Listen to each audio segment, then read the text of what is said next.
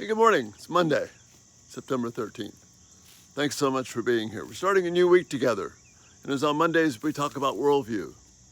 And this morning, I'm grateful for my pastor, Jay Kraut, and the sermon he preached yesterday on Psalm 39.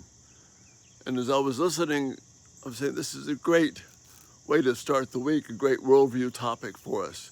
Because in Psalm 39, he talks about two things that are significant. One is that the psalmist looks around him, David, and he sees the mess of life.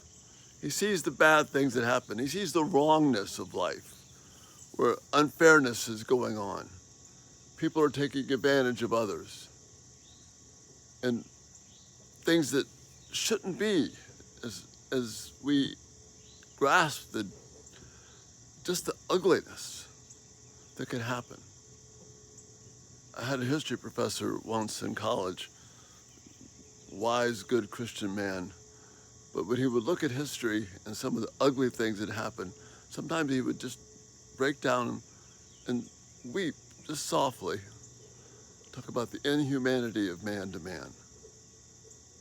And we see that. And David is sensing that here in the psalm.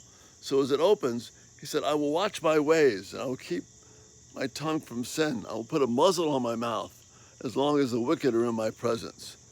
He's not going to speak out at this wickedness. It's so overwhelming to him. But then, when I was silent and still, not even saying anything good, my anguish increased. He got so discouraged that he wouldn't even offer himself praise to God, and he became so oppressed that inside he just became hotter and angrier and more upset. So he's not saying anything to anyone. He's in effect shutting down. And when we see the ugliness in this world, we can do that. So what's the response? What's the answer?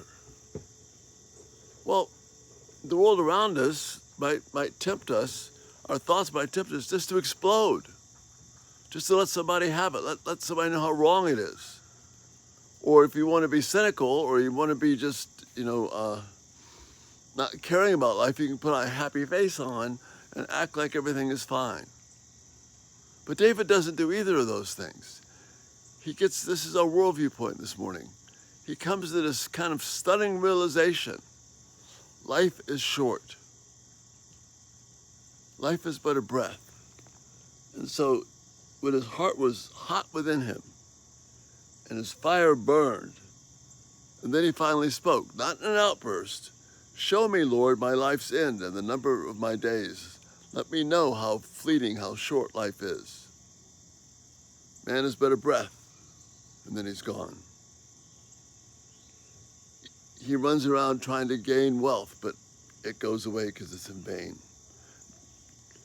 And then he responds, You rebuke and discipline men for their sin. You consume their wealth like a moth. Each man is but a breath. David remembers that he's just a pilgrim on this earth. He's just a stranger.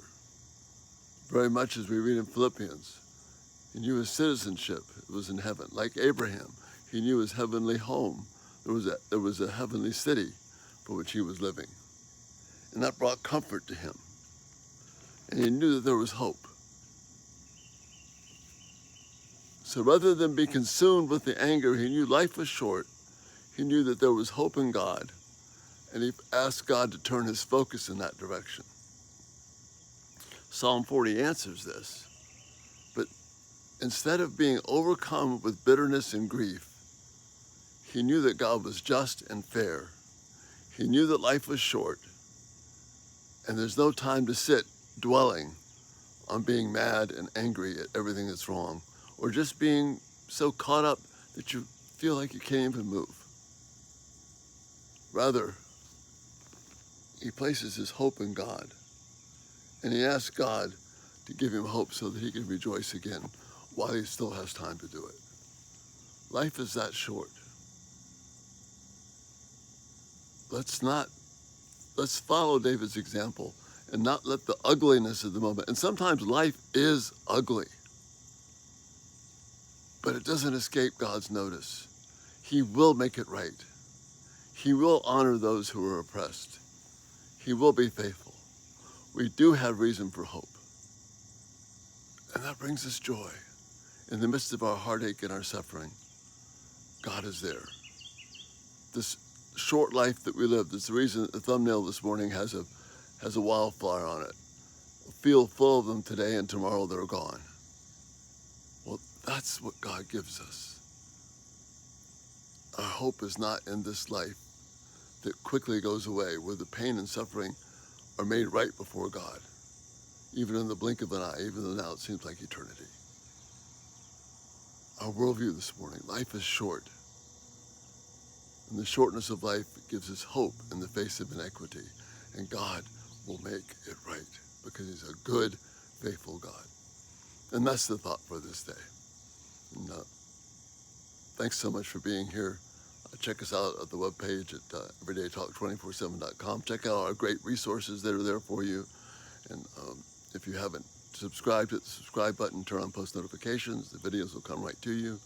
Thank you again for being here, and look forward to interacting with you this week. Have a great week, knowing God is faithful. Bye-bye.